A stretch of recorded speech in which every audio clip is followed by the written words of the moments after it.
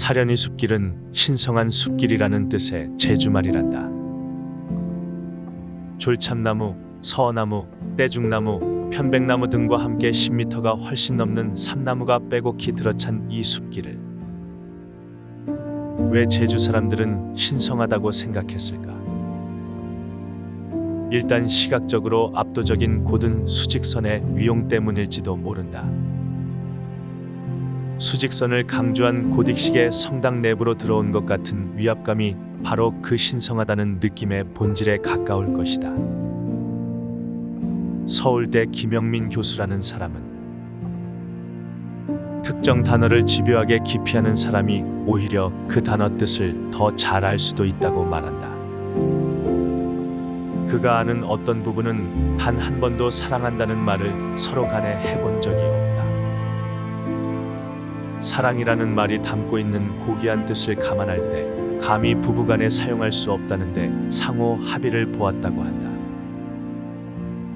사랑한다는 말을 남발하며 위기를 미봉하는 이들보다는 이 부부가 사랑이라는 말 뜻을 더 정확히 알고 있을 가능성이 크단다. 과연 그럴까? 그렇다면 정의나 공정, 민주주의 같은 말도 마찬가지가 아닐까? 그 말들을 습관적으로 자주 쓴다고 해서 그 말의 참뜻과 참된 가치를 더 잘 아는 것은 아닐 것이다. 그 참된 뜻을 이루고자 하는 방법론에 대해서는 더욱 더 그러할 것이고 숲은 갈수록 깊고 향기가 그윽하다. 문득 일본 오사카성을 방문했을 때가 생각난다. 토요토미 히데요시 때 지어진 것으로 알려진 오사카성은 5층짜리 건물로서 지금은 철근 콘크리트조로 다시 지은 것이지만 당초 토요토미 때 목조로 지금보다 더 큰 규모로 지어졌던 웅장한 건물이다. 지금은 실제 하중을 받는 기둥이 아니겠지만 그 건물 하부의 기둥이 목조치고는 엄청나게 큰 규모라 입이 딱 벌어졌던 기억이 있다. 아마 그 기둥이 삼나무로 만든 것이었던 것 같은데 확실치는 않다. 그처럼 일본이나 중국의 중근세 건축물 규모가 상당히 큰데 왜 우리나라 궁궐 건축이나 사찰 건축은 기껏해야 2층 정도의 소박한 건물들이 대부분이었을까? 풍수지리설 등 여러 가지 요인이 있겠지만 결정적인 이유는 온돌식 난방법을 써야 했던 내한성 구조를 지향했기 때문일 것이다. 단층이 아닌 2층 이상은 아궁이에 불을 떼어 안방한다는 것이 불가능했기 때문이다.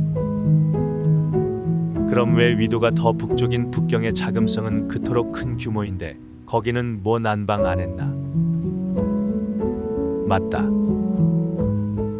거기도 난방했을 것인데 온돌식 좌식 구조가 아니라 난로를 쓰는 입식 구조였기 때문에 2층, 3층의 난방도 가능했을 것이다. 일본은 추위보다 더 견디기 힘든 여름철의 습기에 대응하기 위해 다다미를 깔았으므로 주택들도 대부분 최소 2층 이상의 건물이 대부분이며 중요 건물은 4층, 5층 등 목구조가 허용하는 한 최대한 높게 지으려고 할 만했을 것이다. 결국 우리나라는 겨울철 추위가 너무 매서움으로 적은 땔감으로 가장 난방효율이 좋은 온돌 구조를 창안했고 결국 국세를 고려했을 때 아무리 커도 2층 이하로 짓는 것이 가장 경제적이고 실용적이었기 때문에 단층 건물이 많고 기껏해야 2층 정도에 지나지 않았을 것이다. 근데 알쓸신잡이라는 프로그램에 유현준이라는 홍대 교수가 나와서 한다는 말이 묘했다. 지붕의 처마선이 곡선으로 휘어진 이유는 기둥 상부의 결구 부분에 햇볕이 들게 하여 습기에 취약한 목구조의 건조를 위한 것이라고 했는데 일본에서 중국 쪽으로 갈수록 지붕의 처마선이 과장되게 곡선으로 들려진 이유를 단지 그 하나의 이유만으로 설명한다는 것이 너무 용감무식하게 보였다.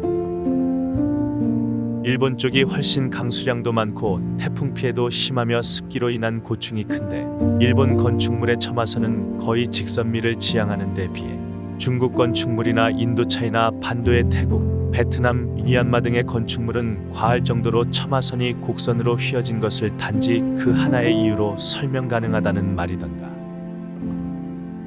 엉터리다. 자세히 보면 우리나라 안에서도 경상도 지방의 사찰 건축보다 전라도 지방의 사찰 건축의 처마선이 훨씬 더 들추어진 곡선미를 보이고 있다. 그 처마선의 이유는 건조를 위한 환경공학적인 필요에 의해서라기보다는 미적 취향의 문제라고 봐야 함이 마땅하다. 오늘 여정은 어제보다는 훨씬 여유롭다. 점심 먹고 얼마 안 지나 사려니 숲길 10.6km를 다 걸었다. 물차조름 구간 5km는 자연보호를 위해 폐쇄된 관계로 들어갈 수 없었기에 구간 길이가 더 짧아진 덕분이다. 들어가지 말라는데 굳이 들어가고 싶은 생각은 없다. 함께 길을 걸었던 7명의 임직원들도 어제보다는 훨씬 더 편안하고 여유로운 표정이다. 그들은 이 팀이 도착하고 나서 저녁 먹고 비행기로 서울로 갈 예정이다. 그러고 보니 오늘이 토요일이구나. 비행기로 날아온 이 팀과 사려니 숲길을 걸었던 1팀 모두 대평포구의 한 횟집에서 모였다. 영국 도버 해협의 화이트 클립처럼 깎아지른 절벽의 주상절리가 볼만한 작은 포구다. 제주도에 오면 꼭 먹는 소라회를 비롯하여 자리물회, 고등어조림, 갈치조림을 배불리 먹고 1팀은 공항으로 떠났다.